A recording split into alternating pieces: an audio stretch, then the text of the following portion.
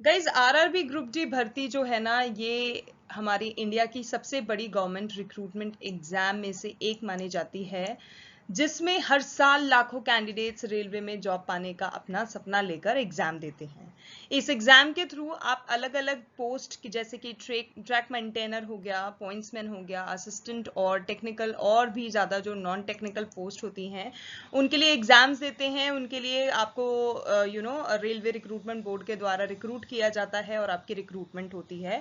Competition बहुत ही ज़्यादा high होता है, क्योंकि भाई हर एक बच्चा चाहता है कि वो कहीं ना कहीं किसी ना किसी जॉब को क्लियर करके, एग्जाम को क्लियर करके गवर्नमेंट की जॉब पाए। ठीक है, तो कंपटीशन डेफिनेटली बहुत ज़्यादा हाई होता ही जा रहा है, इसलिए हर एक शिफ्ट का पेपर एनालिसिस आपकी प्रिपरेशन के लिए बहुत ज़्यादा इंपॉर्टेंट हो सकता है।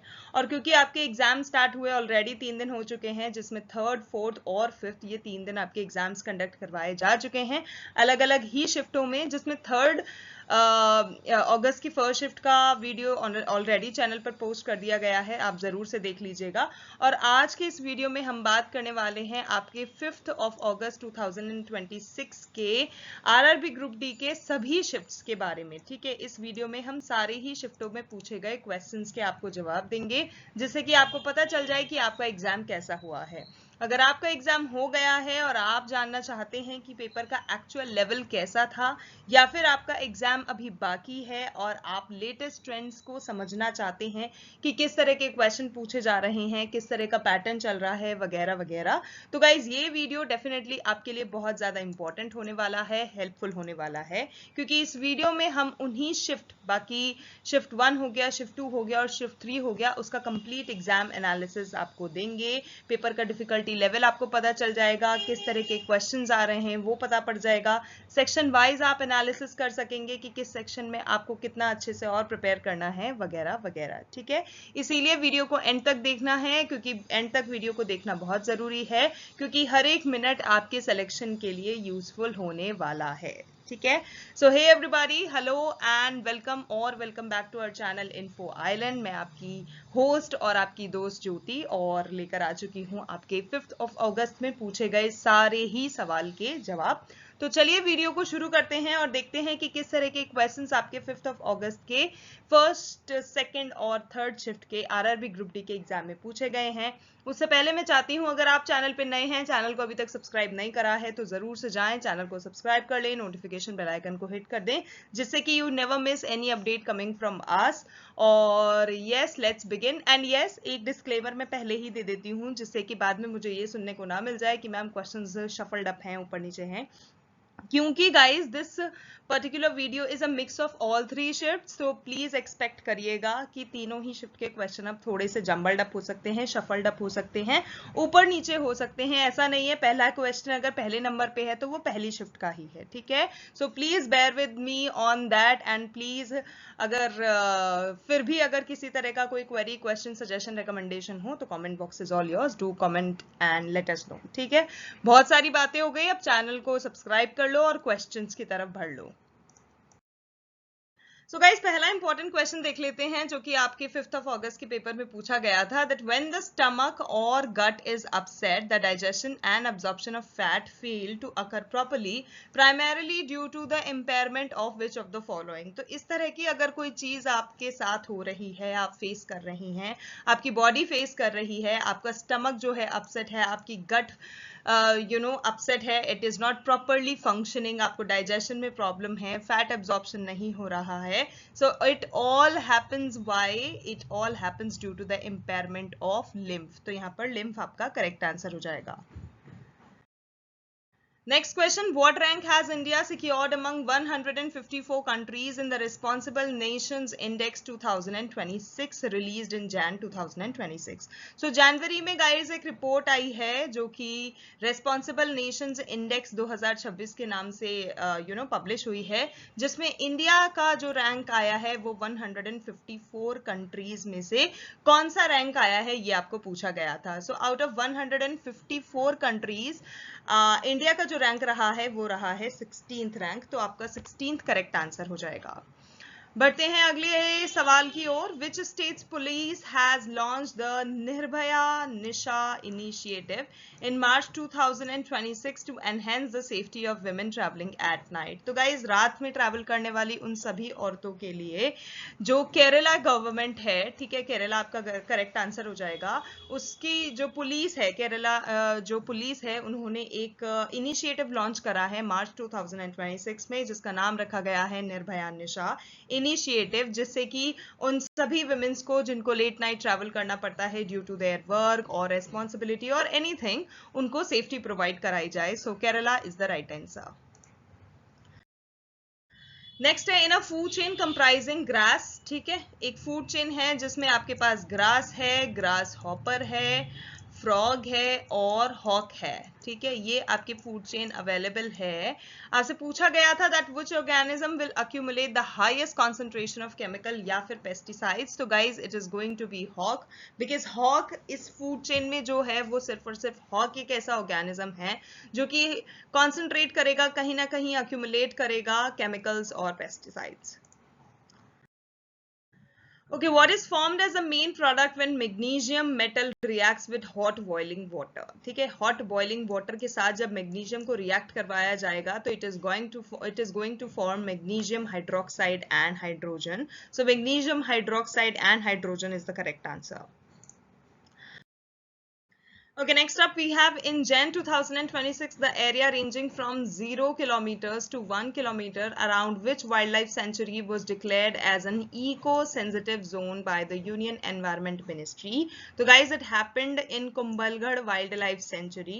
तो कुंभलगढ़ Wildlife Sanctuary के आसपास का जो एरिया है जो कि 0 से 1 किलोमीटर का एरिया है इस वाइल्ड लाइफ सेंचुरी का, उसको डिक्लेयर कर दिया गया है एज इको सेंसिटिव जोन। ठीक है, किसके द्वारा? यूनियन एनवायरमेंट मिनिस्ट्री के द्वारा। तो कुंभलगढ़ वाइल्ड लाइफ सेंचुरी आपका करेक्ट आंसर हो जाएगा।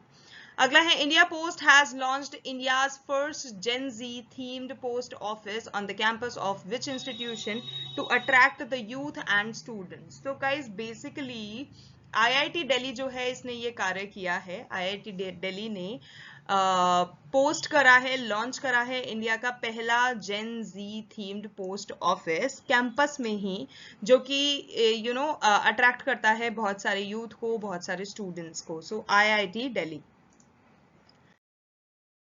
Okay, who primarily represented the Maldives National Defense Force in the final validation phase of the joint military exercise ex-Equivarian concluded between India and Maldives in Kerala? So guys, इसका correct answer आपका हो जाएगा Brigadier General Abdullah Ibrahim. He is the person जिसने represent करा है Maldives National Defense Force को final validation phase में, जो कि joint military exercise का हुआ था। इस joint military exercise का नाम अगर आपको पूछा जाए तो एक्स एक्वेरियन आपको ध्यान रखना है, जो कि इंडिया और मालदीव्स के बीच में हुआ था। एंड इफ आपसे पूछ लिया जाए कि कहां हुआ था तो it happened in Kerala. Okay, which team has been named the Laureus World Team of the Year 2026 and the Laureus World Sports Awards held in April 2026? So guys, इसका करेक्ट आंसर हो जाएगा, अगर हम टीम की बात कर रहे हैं किस टीम को दिया गया है तो it is Paris Saint Germain. Okay, next up we have which player has been named the World Sportswoman for the year 2026 at the Laureus World Sports Awards held in April 2026. अब हम किसकी बात कर रहे हैं? अभी हमने टीम की बात करी थी, now we are talking about World Sportswoman की। तो World Sportswoman of the year 2026 जो दिया गया है Laureus World Sports Award, ये दिया गया है एरिना साबालेंका को। सो एरिना साबालेंका आपका करेक्ट आंसर होगा। Okay, next is which famous actor has been posthumously awarded India's second highest civilian honor? तो सेकंड हाईएस्ट सिविलियन ऑनर कौन सा है ये भी आपको पता होना चाहिए। सो गाइस, पहला तो है भारत रत्न, दूसरा है पद्म विभूषण, तीसरा है पद्म भूषण, फिर आता है आपका पद्मश्री। इस तरह से हायरार्की चलती है इन अवार्ड्स की। सो पद्म विभूषण की बात करें, जिसको हम सेकंड हाईएस्ट सिविलियन ऑनर बोलते हैं, ये in the field of art इनको दिया गया है और फॉर द ईयर 2026 दिया गया है। सो धर्मेंद्र सिंह आपका करेक्ट आंसर होगा, जिनको ये अवार्ड से नवाजा गया है। Okay, next is which Indian Institute of Technology has introduced Omega Ball, which is a unique 3-team football format for the first time in India. तो guys ये एक IIT इंस्टीट्यूट है मद्रास का जिसके द्वारा ये टेक्नोलॉजी बिल्डअप करी गई है, इंट्रोड्यूस करी गई है. Okay, what is the theme of National Science Day 2026? सबसे पहले तो कमेंट करके बता दो कि नेशनल साइंस डे हम सेलिब्रेट कब करते हैं, ठीक है. And if you talk about the theme of National Science Day for the year 2026, so it is Women in Science Catalyzing Viksit Bharat, ठीक है. तो Women in Science आपका करेक्ट आंसर हो गया है. Next is who is the current chairman of board of peace. तो guys current chairman जो हैं वो डोनाल्ड जे ट्रंप हैं. Okay, next we have what was the official theme of India AI Summit 2026 held at Bharat Mandapam, New Delhi in February 2026. तो guys इस question में ही 2-3 important चीजें दे रखी हैं, वो factors आपको पूछे जा सकते हैं. सबसे पहले तो आप देख लो कि AI Summit 2026 की बात हो रही है. दूसरा ये AI Summit 2026 कहाँ पर हुआ था? It happened in New Delhi. कब हुआ था? February 2026. दिल्ली में कहाँ हुआ था? तो दिल्ली के भारत मंडपम में इसको ऑर्गेनाइज करवाया गया था. ठीक है. So that's all about the hidden facts already given in the question. अब हम बात करते हैं जो क्वेश्चन आपसे पूछा गया है कि इस एआई समिट की थीम क्या रही थी. तो गाइस जो थीम है वो है सर्वजना हिताया सर्वजना सुखाया. ठीक है, ये आपकी थीम रही है. Okay, next is which athlete won the gold medal in the men's 60-meter event at the inaugural National Indoor Athletics Championships 2026 held in Bhubaneswar. तो guys इसका करेक्ट आंसर आपका हो जाएगा गुरविंदर सिंह.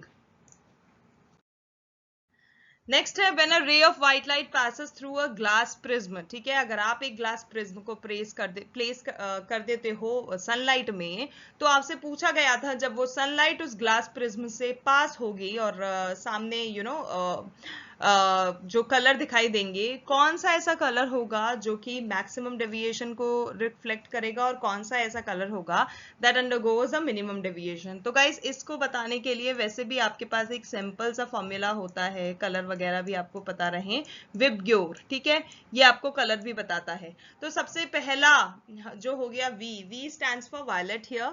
तो वी की अगर हम बात करें तो वो डेविएट होगा सबसे ज्यादा. ठीक है, और रेड जो होगा वो होगा कम. तो आपका violet deviates the most and red deviates the least. Correct answer होगा.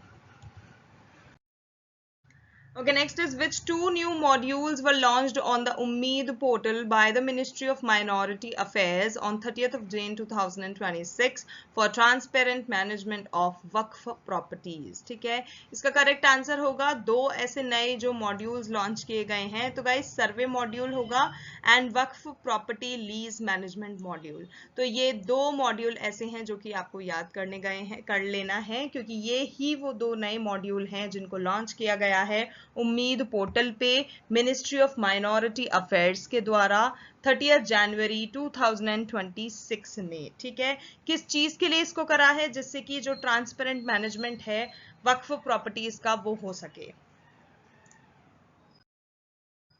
Okay, next is if a burning candle is gradually moved from infinity towards a convex lens, what will be the effect on the size of its image? तो guys जो size होगी उस particular image की, obviously because the burning candle is moving towards a convex lens ना, तो जो image होगी will continuously increase. जैसे जैसे आप कैंडल को उस लेंस के पास लेकर आते जाएंगे, ठीक है, moved from infinity towards a convex lens, जैसे जैसे आप उसको convex lens के पास लाते जाएंगे वैसे वैसे the size of the image will continuously going to increase. Okay, which of the following plant tissue is primarily responsible of providing hardness, stiffness and mechanical strength to plants? तो guys plants को hardness देने के लिए, stiffness देने के लिए और जो भी mechanical strength की जरूरत होती है plants को वो सब कुछ देने के लिए अगर कोई टिश्यू है जो responsible है तो वो होगा sclerenchyma. तो आपका sclerenchyma correct answer हो जाएगा.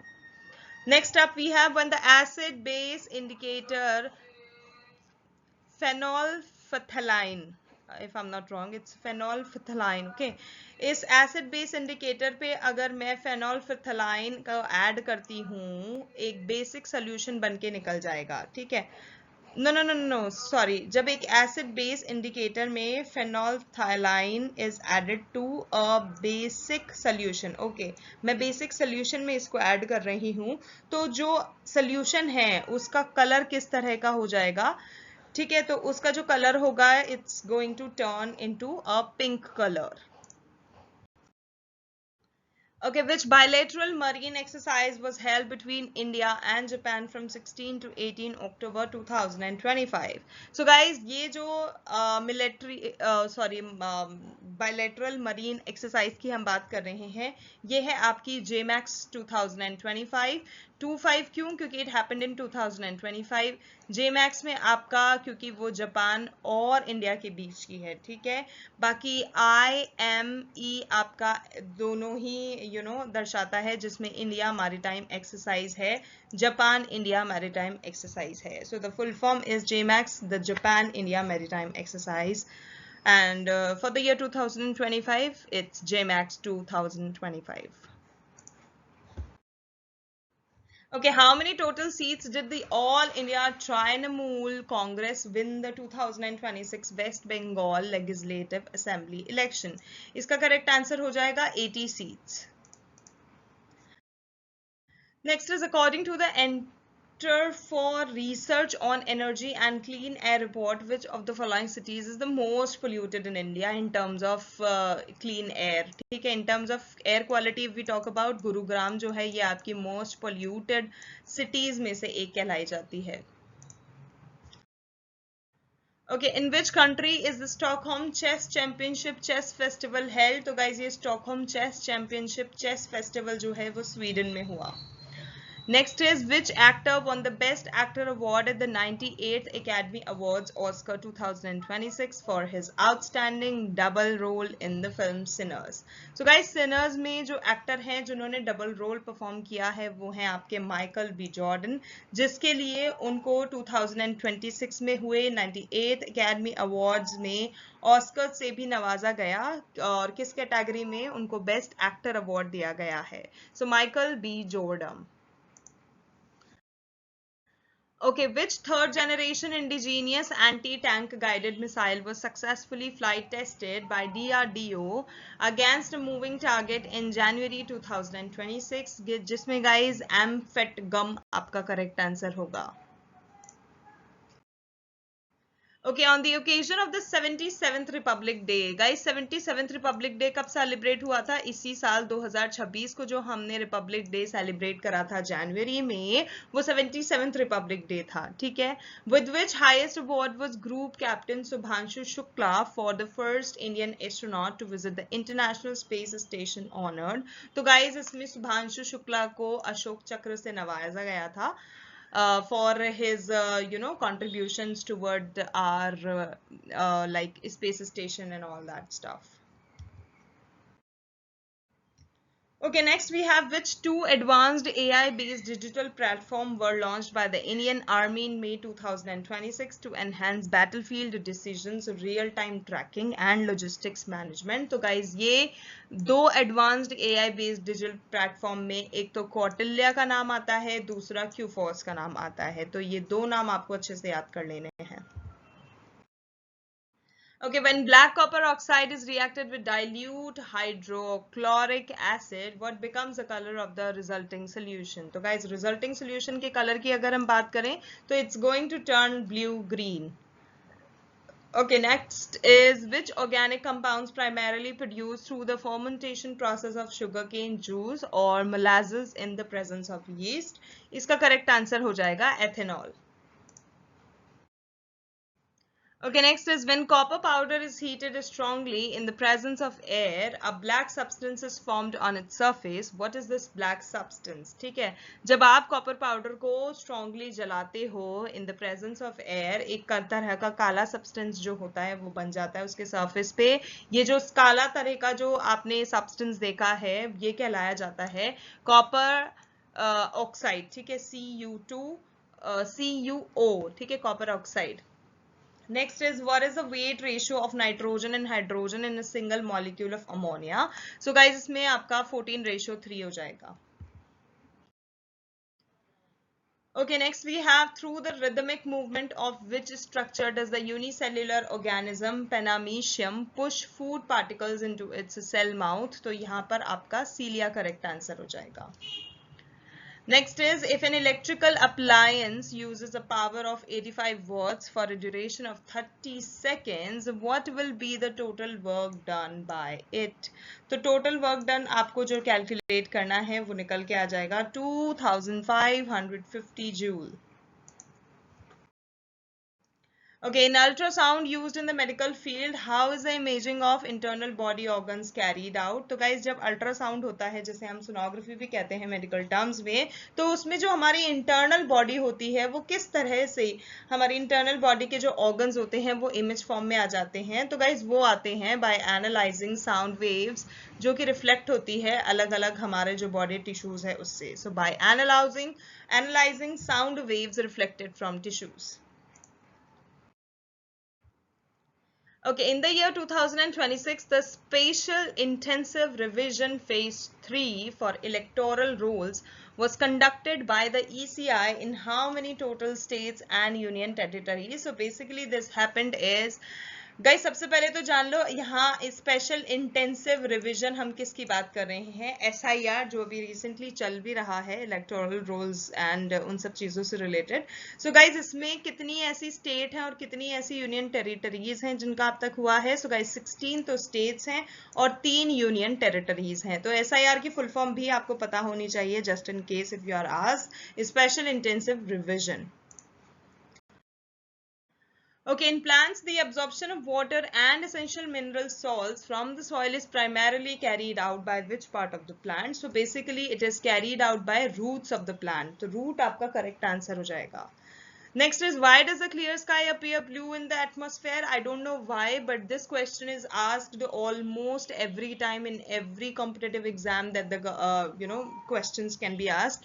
तो इसीलिए इसको आप अच्छे से याद कर लो कि scattering of light एक phenomena होता है जिसके कारण this clear sky appears to be blue in our atmosphere, जबकि in reality it is not blue, but because of the scattering of light it happens to be seen as blue in color. अब इसमें scattering भी होती है तो किस तरह से होती है क्योंकि scattering जो होती है वो ज्यादा होती है. ठीक है, so due to more scattering of short wavelength light the clear sky appears to be blue. Okay, what is the primary objective of the IMEX 2026 initiative recently announced by ISRO? ISRO की full form लिख दो जल्दी से, which is what? जल्दी लिखो, International Space Research Organization. IMEX 2026 के primary objective की बात करी गई है तो guys microgravity experiments and research इसका primary objective है. Okay, which famous Indian playback singer considered one of the most versatile voices in the Indian music industry who passed away on April 12, 2026 at the age of 92? तो इसका correct answer होगा आशा भोसले जी. तो आशा भोसले जी जिनकी मृत्यु 12 of April 2026 को हो गई थी.